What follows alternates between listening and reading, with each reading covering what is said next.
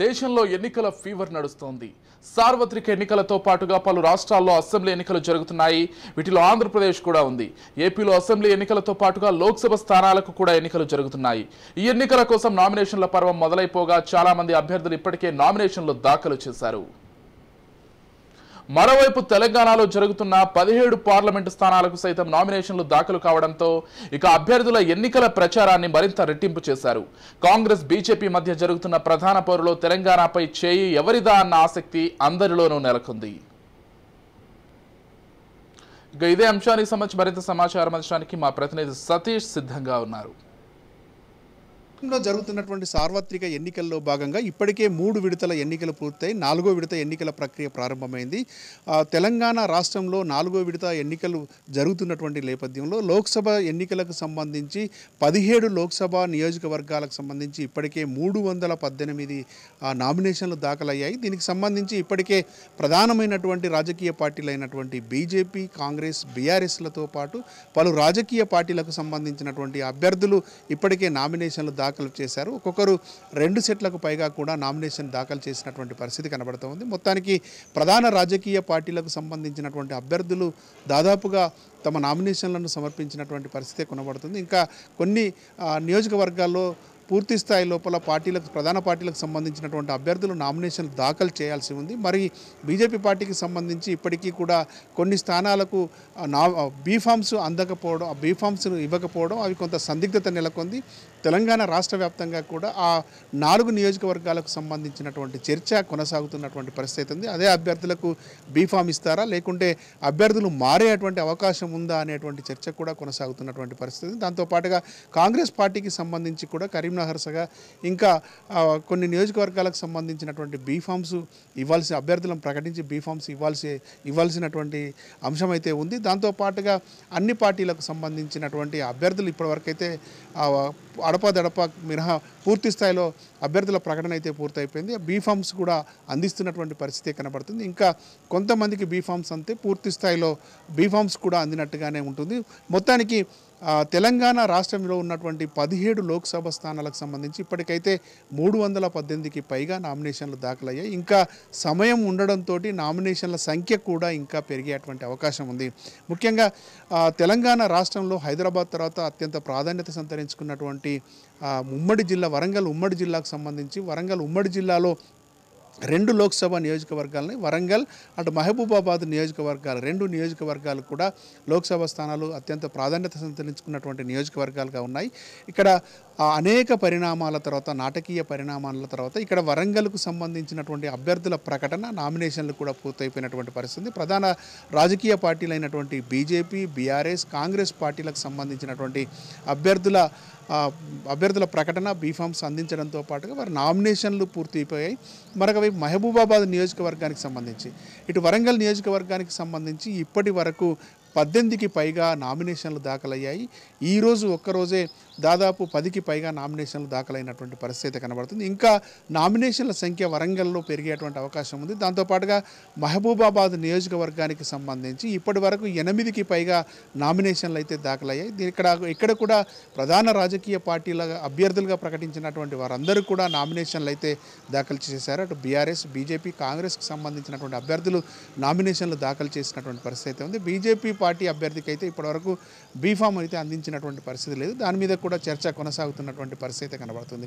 ఇక్కడ ఒకవైపు నామినేషన్ల పర్వం కొనసాగుతూనే ఉంది, మరొక వైపు నామినేషన్ ప్రక్రియను పూర్తి చేసుకున్నటువంటి అభ్యర్థులు ప్రచారాన్ని ముమ్మరం చేసినటువంటి పరిస్థితి. అటు ఓటర్లను ప్రసన్నం చేసుకునేందుకోసం ఎప్పటికప్పుడు ప్రచారాలు నిర్వహిస్తూ ఓటర్లను ప్రసన్నం చేసుకునేటువంటి పనిలో పడ్డారు. ఎక్కడికక్కడ ప్రత్యర్థి పార్టీలను చిత్తు చేసేందుకోసం ఎత్తులకు పై ఎత్తులు వేస్తున్నటువంటి పరిస్థితులు కనబడుతున్నాయి. ఎక్కడికక్కడ సమావేశాలు నిర్వహిస్తూ ఓటర్లను ప్రసన్నం చేసుకుంటూ ఓటర్లను ప్రభావితం చేసేటువంటి నాయకులను ప్రభావితం చేసేందుకోసం కూడా ఏర్పాట్లు చేసుకుంటున్నటువంటి పరిస్థితి. మొత్తానికి నామినేషన్లకు ఇంకా కొంత సమయం ఉండడంతో మరిన్ని నామినేషన్లు అయితే పెరిగేటువంటి అవకాశం ఉంది. నామినేషన్ల ప్రక్రియ పూర్తయితే అటు నామినేషన్ల పరిశీలన, తర్వాత ఎన్నికల సమయం సమీపిస్తుండడంతో ప్రచారం కూడా ఊపందుకునేటువంటి అవకాశం కనబడతా ఉంది.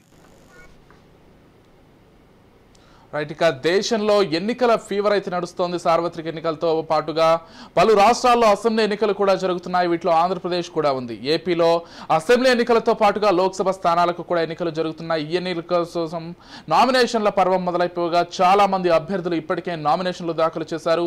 మొత్తంగా ఇదే అంశానికి సంబంధించి మరింత సమాచారం అందించడానికి మా ప్రతినిధి మురళి సిద్ధంగా ఉన్నారు. ఆంధ్రప్రదేశ్ రాష్ట్ర వ్యాప్తంగా కూడా 18వ తారీఖు నుంచి నామినేషన్ల జాతర జరుగుతుందని చెప్పుకోవచ్చు. 18వ తారీఖు నుంచి 25వ తారీఖు వరకు నామినేషన్ వేయడానికి ఈసీ ఆదేశాలు జారీ చేసిన నేపథ్యంలో 18వ తారీఖు నుంచి కూడా అటు తెలుగుదేశం, బీజేపీ, జనసేన అభ్యర్థులు అలాగే ఇటు అధికార పార్టీ నుంచి వైఎస్ఆర్సీపీ అభ్యర్థులు కూడా నామినేషన్ల జాతర జరుగుతుంది అని చెప్పుకోవచ్చు. నామినేషన్లు వేయడానికి నాయకులైతే వేలాది మంది కార్యకర్తలు, పార్టీ నేతలతో అలాగే కార్ల ర్యాలీలు, బైకుల ర్యాలీలతో కూడా రిటర్నింగ్ అధికారి వద్దకు వెళ్ళైతే నామినేషన్ పత్రాలు దాఖలు చేస్తున్నారు. అటు అఫిడవిట్లు సమర్పిస్తున్నారు. అఫిడవిట్లు 30 పేజీలు, 40 పేజీలు అఫిడవిట్లు కూడా ఆర్ఓలకి అందజేస్తున్న ప్రక్రియ అయితే ఆంధ్రప్రదేశ్లో కొనసాగుతుందని చెప్పుకోవచ్చు. 18వ తారీఖున అటు తెలుగుదేశం పార్టీకి సంబంధించి నాయకులు అంటే కుప్పం నియోజకవర్గం నుంచి నారా చంద్రబాబు నాయుడు తరపున నారా భువనేశ్వరి కుప్పం నియోజకవర్గంలో నామినేషన్ దాఖలు చేయగా, అలాగే మంగళగిరి నియోజకవర్గం నుంచి నారా లోకేష్ కూడా నామినేషన్ దాఖలు చేశారు. అలాగే వైఎస్ఆర్సీపీలో అగ్రనేతలైనటువంటి బొత్స సత్యనారాయణ చీపురుపల్లి నుంచి నామినేషన్ వేయగా, అలాగే పులివెందుల నియోజకవర్గం నుంచి ముఖ్యమంత్రి జగన్మోహన్ రెడ్డి తరపున కూడా ఒక సెట్ నామినేషన్ అయితే దాఖలైంది.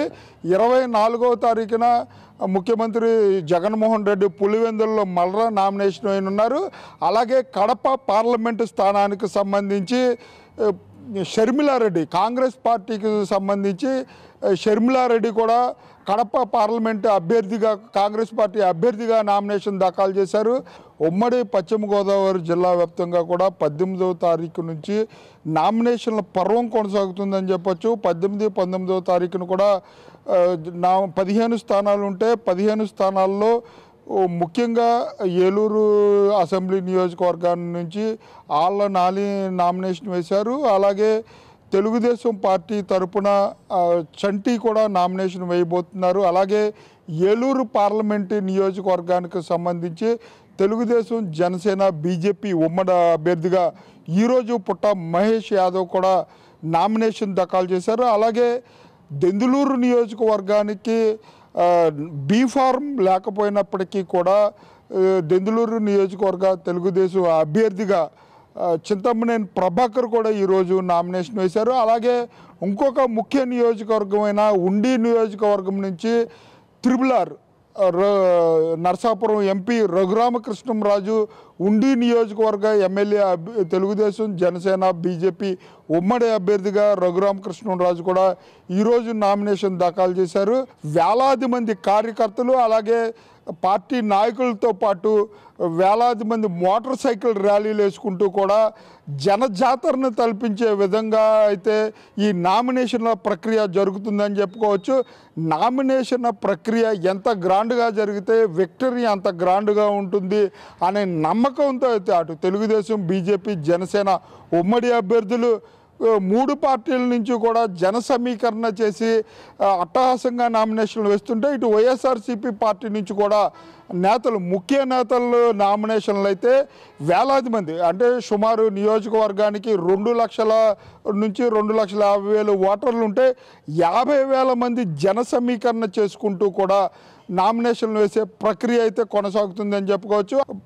పార్లమెంటులకు సంబంధించి కూడా బీజేపీ ఆంధ్రప్రదేశ్ రాష్ట్ర అధ్యక్షురాలు పురంధరేశ్వరి కూడా రాజమండ్రి పార్లమెంటుకు సంబంధించి నామినేషన్ దాఖలు చేశారు. అలాగే రాష్ట్రంలో ఉన్న ముఖ్య నేతలందరూ కూడా ఈ 18వ తారీఖు నుంచి 25వ తారీఖు వరకు కూడా నామినేషన్ల ప్రక్రియ జరుగుతున్న నేపథ్యంలో అయితే అన్ని నియోజకవర్గాల్లో కోలాహలం, సందడి నెలకొందని చెప్పొచ్చు. కెమెరా పర్సన్ రమణతో మురళీ, రాజ్ న్యూస్.